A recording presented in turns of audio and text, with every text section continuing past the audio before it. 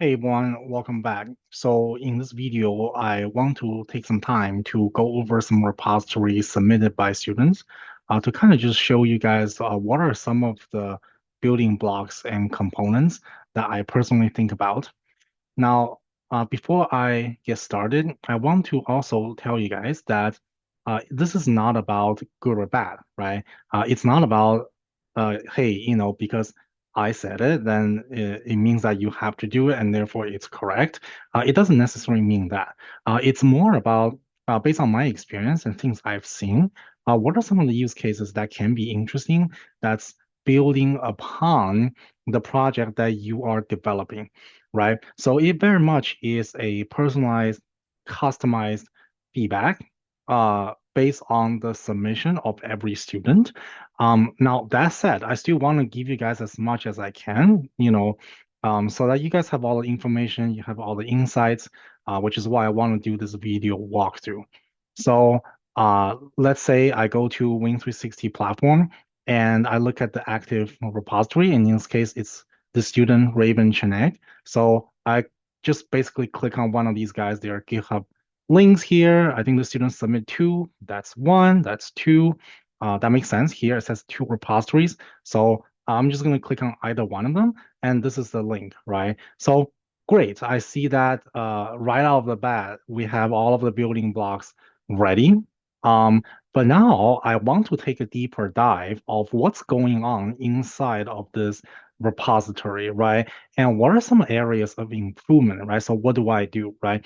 So first things first, or shall I say in the old days, you can of course go to all these scripts, right? You can read the README Markdown file, and then you can come back, you can read the requirement text, see if the packages are installed correctly. You can read the Python script, see if this script is correct. You can then go to the app.py, so on and so forth. You get the idea, right? It's very tedious. You have to click folder, click back out, click back in, read the script line by line. And then what if the script is, hundreds of lines long? Then what are you gonna do? You're gonna read them one by one. You're gonna have to debug, right? How do you quickly reveal the system at a 10,000 feet level, right? That's what I want to share with you guys. And personally, that's how I get started with a new repository as well. And in this case, all of these submissions are new submissions. I don't know you, you don't know me. I'm not making any assumption about your submission. It kind of just depending on the student's background. And in this case, we have a very diverse background of students in this class. So I can't really make any assumption of what is the project that you are doing, right? So I really need a very efficient way to get insights of what's going on, right? So what do? I turn to my best friend, Win360 CLI. And in this case, under usage, there is a particular use case number two, is to help you analyze the existing projects. That tool is specifically built to do that, right? That's why I created this for that purpose, right? So again, the use case is to understand what the code base is, to do the code review, to onboarding a new engineer to an existing project, to understand the directory, scan everything quickly, files, configurations, documentations, so on and so forth, right? And also, most importantly, the relationship amongst different scripts. In this particular case, this submission has one Python script here, another Python script here. So I'm assuming one is like an app script, the other one is like a helper function, right? That's just my assumption. If you're experienced, maybe you are correct, but no guarantees, right? So I really have to dive into the code base to still verify that my prior knowledge is correct in this particular case for this particular submission. So, with all that being said, this is what I do. I go to a terminal, any terminal would do. In this case, I just go to a Colab terminal, right? I clone this repository, which is why you see that this folder is here. And this is all I gotta say. Can you list the files and write a ASCII style directory structure for me? Great. You know, if you do that, then you can see this kind of artifacts right out of the box, which is super helpful because immediately it gives me the understanding of the directory. Now, here you guys might not get the huge impact of this because the original directory only have like two, three scripts and artifacts inside. But if this gets out of the scale, then obviously this will be very helpful. It tells me that there are two Python scripts, configuration file, whatever, right? Great. Now I want the logic of the directory, right? I don't want to just know this is the Python script. I want to know what the logic is inside of the Python script, right? So here's what I typically do. I say, okay, this sounds like app.py. So some sort of Py app script in Python. I want to know how is it working or how or when the other Python script is called. Can you read it and give me a system diagram, right? Using the same style. And this is what it gave me. Great. So let's review this together a little bit, right? Assuming this is the first time you are looking at this project as well. This is the system architecture overview. Start with the user, right? Users on the browser. Okay, so this student is building something for real, right? There's an actual web app, right? So that's how you get things started. Um, there's some sort of HTTP request. Great. That's the port range. Awesome, right? And that's what we talked about. You want to build an app, the API call, then there's some port range that you access those API. Great. It's a Gradio app. Awesome. That makes perfect sense to me. So there's some sort of web interface. There's a chatbot, there's API key. You can type in messages, buttons, so on and so forth. Awesome. I love it.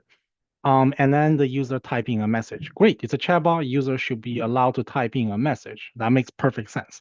And right now we are talking about the first Python script, right? The Gradio Claude app.py, right? So that's the first Python script. Great. Here's the main logic, right? There's this function called chat with Claude. Awesome. It's making an API call. I see the student use an older model, cheap. I love it. All right. Give me a cheap model. I love it. Claude 3. There's some sort of history. You can change system prompts, so on and so forth. Um, and then if needed, you can request a tool. And the tool here is what I believe is the other Python script, right? So execute the tool, and then it's going to return the results to Claude, and the results is going to be whatever this is. Great, awesome. And then this is embedded within this execute tool functionality. And inside of this script, it's all the bells and whistles behind the scene of how you carry out a data science project, right? You download the data, you initialize the model, you train for a few epoch, whatever, right?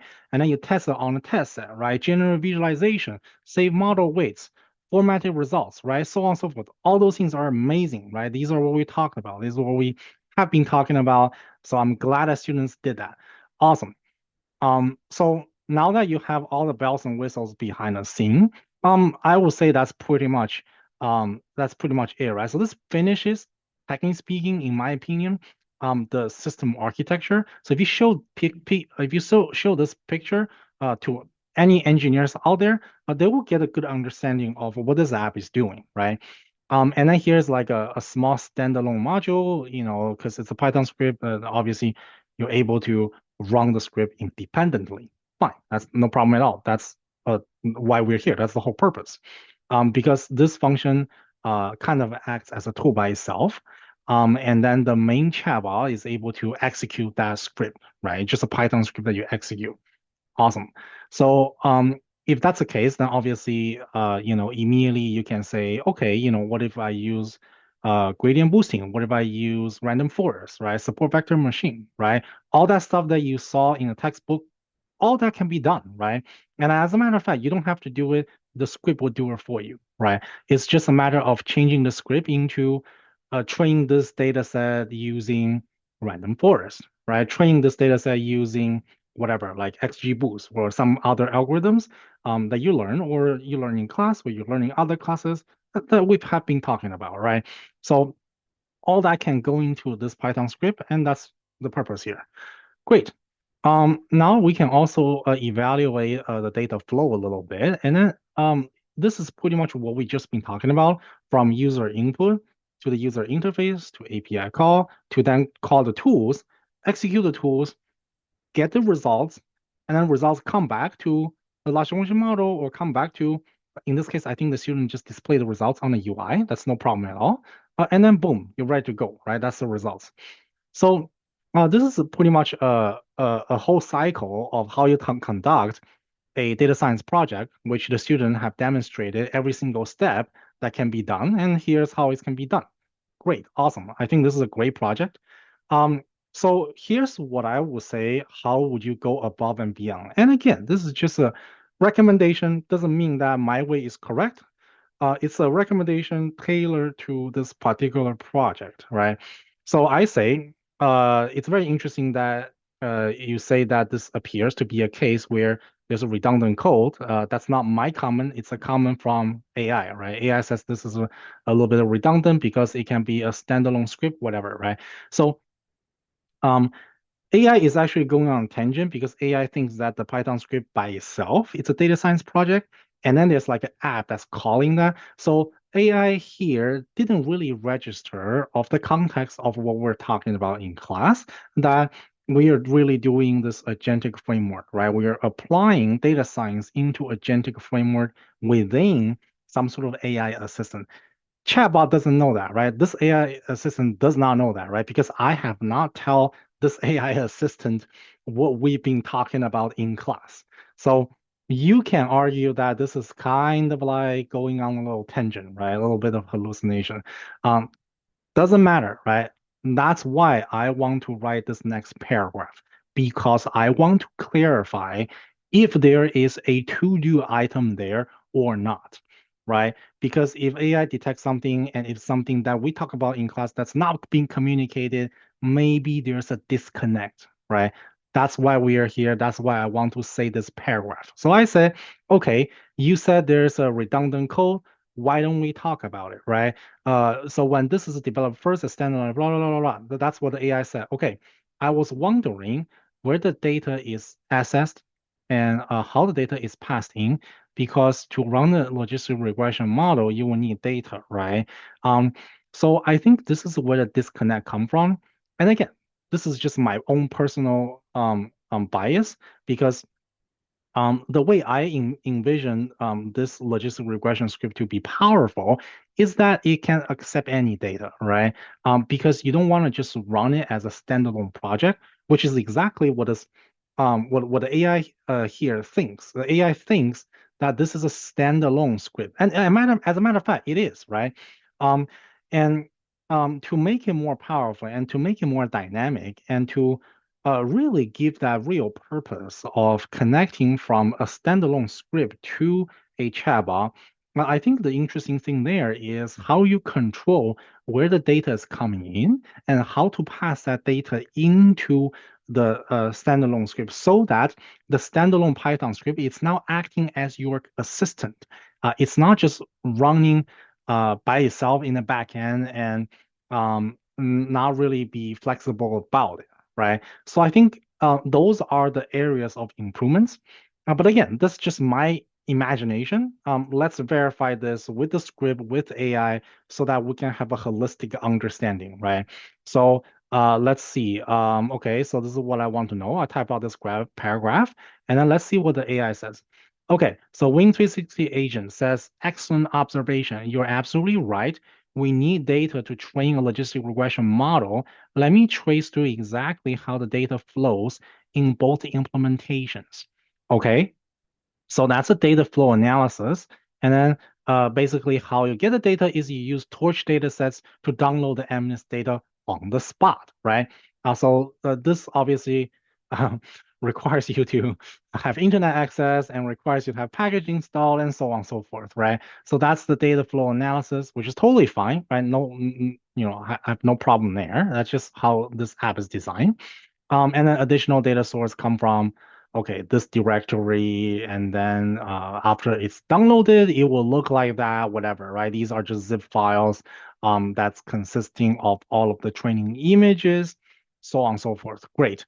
And then we gotta process the data, normalize it, right? And then it will then go into the next step, right? Or go to app or go to the script or whatever, right? So that's the basically the data API, right? That's how the data is coming in, basically from the internet. Totally fine. I get that. And then that's how data gets triggered is, if users say something like this, then you uh, recognize that now we need to call the tool, and the tool is to run this Python script, and the Python script will download the data, right? But it will only download the data and only when user type this down, right?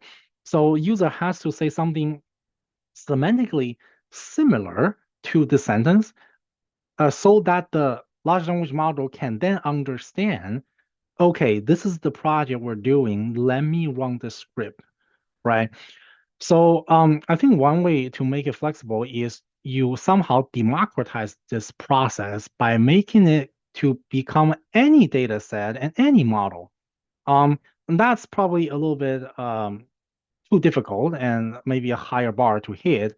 But maybe you start with any data set, right? But even with any data set, it might still need to limit to, hey, this is just a image data because your model is convolutional neural network model or whatever, right? There's certain assumptions there, but what I'm recommending here is you relax just a little bit of assumption, right? Because right now it's a very strict assumption, and not just one, it's a very strict set of assumptions that this app is making.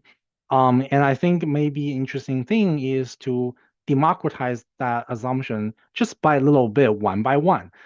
So each time that you democratize the assumption, you have a little to-do item to make the script more powerful, more dynamic, and basically just smarter, right? Because then you can handle the different use cases.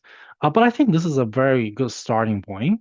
And then here are key insights. No manual data input required. It will automatically download it. The source is here, right? That's the API of the torture vision data sets. Here's how you download it, so on and so forth. Okay, that's fine. Okay, so how to improve the system if we want to allow user to upload data. And here I made it very specific that please do not change any script. I just want some ideas, right? Before you have the large language model write a bunch of stuff for you, you need to understand what the idea is so that you can then understand what exactly it is that the coding agent is writing it down for you, right? So that's what we're doing here. I say, okay, fine, give me ideas, tell me how you're gonna do it, right? Before you actually do it. So it says, great question. Here are some ideas to improve system, to allow user to upload, blah, blah, blah, blah, right? Okay, so here is a proposed architecture. Basically, step number one, what you can do is add a data bridge layer, right? So let's take a look at what that means. Data bridge layer. Let me see if I can zoom in a little bit. Great. So data bridge, what are we talking about? Current system, you have a Gradio app, you hit the Claude API, and then if users say the right thing, you will then call the tool. The tool will then call this MNIST data set, which in that script is hard-coded. Hard-coded means it does that one thing and it only does that one thing, right? If user say something else, then the script is out of the scope, right? So this is a very, very strict set of practice, right? It only serves one use case, right? So that's what we're trying to do here. We're trying to democratize this a little bit. So how do you democratize? Okay, system, improve system. Radio app, we hit the API. Now we are calling a select uh, tool calling. So, in this tool calling, this selection layer that not only um, does it run the original tool, which is this branch. Now it runs this one, which is new training tool that allows user to maybe loading upload data, something like that. Um, so this, I actually don't know how it's gonna do it. I'm assuming maybe you let user to like drag and drop or something like that, or you assume there's like a, I don't know, like a data folder that is specifically designed to have user to upload data to that location, and then you just read the file from that directory. So obviously there are like a million ways to do this, right? But I think to have like additional Python script to kind of give like a little bit more of a flexibility is what we are trying to achieve here. So that's like option number one. And then let's see what's going on here. Then create a wrapper script. Let me see if these are options or if these are different steps. These are different ideas. So I'm assuming this is option one and this is option two. Okay, so create a wrapper script strategy. Okay, so what that means? So imagine you have like a data a router .python script, and then this doesn't modify the existing thing, but what it's doing is it's a smart router, right? So kind of like a conditional statement, um, to check if the user uploaded custom data. If yes, then process the custom data into MNIST format. Now, that being said, the MNIST is image data, right? So MNIST itself is still making assumption on what data you're using. That's fine. You're gonna have to tell user that this is image data, right? Otherwise, we're gonna have a problem. Um, so there's a hidden assumption there. I just want everyone to see through this recommendation of what chatbot is doing. So if yes, then do that. If no, then obviously using the default one, right? If user just want to check out logistic regression or neural network model, they don't necessarily have a custom data, then just run the default script so we can get some sort of basic understanding, right? So that's fine. But if user does want the uploaded custom data, then they can upload data, then it will run the same thing for them. But then the data they upload has to at least look like the MNIST data set, right? It can't just be whatever data, right? If you want to be whatever data, that's fine, but that requires additional processing, right? Maybe you need another separate Python script, right? So that's the level of complexity we're talking about, and this is the insight I want to share with you guys. I want you guys to be at this level of complexity to be able to think about these different layer of assumptions that you're making in your project. And I think it's achievable, obviously assuming you're using AI to write your code. You obviously don't have to write all of these by yourself, and AI will do it for you. And as long as your idea is clear and correct, AI will do it just like how you envision. So that's why I want you guys to think about this. Um, Not necessarily remember Python syntax, but to think about the project programmatically at a orchestrator level, that is Python native, right? So that's the key here to this project. And then option one has whatever workflow, but you guys get the idea, right? You guys already get the idea. And then there's the option three. Option three is talking about a data adapter system, blah, blah, blah, blah, blah. I'll let you guys read that right here. We're talking about different format. CSV, that's tabular data, image folder. We talked about folder before. Here proposes an image folder, Excel files, zip files, or whatever, right? This is just depending on your assumption of what is it that you want to allow the user to upload, right? You don't have to do everything all at once. You can do one of them and then you can improve upon that, right? And that's why I want you guys to get a sense of, and that's going to be really taking over today's coding experience, which is, how do you really achieve all of these by thinking at an orchestrator level, by thinking this at a system level. Great. And then so on and so forth. You don't need me to go through each one of them. You kind of already got the idea, right? Use a YAML file, that's fine. Use a proxy data set, that's also fine. Extend the tool, so on and so forth, right? Um, so you guys get the idea, and I think this provides a lot of options, right? Really, 10 options. Is it more? Yeah, it provides 10 different options to basically allow you to really quickly iterate on your own applications. So hopefully you get a lot of knowledge and insights from this video.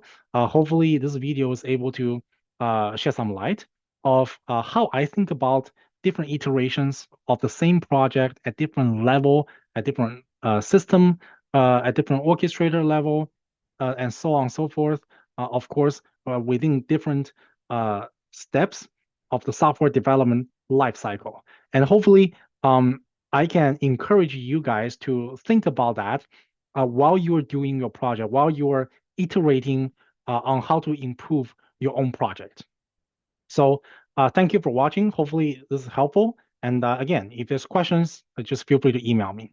And I look forward to see all of your submissions.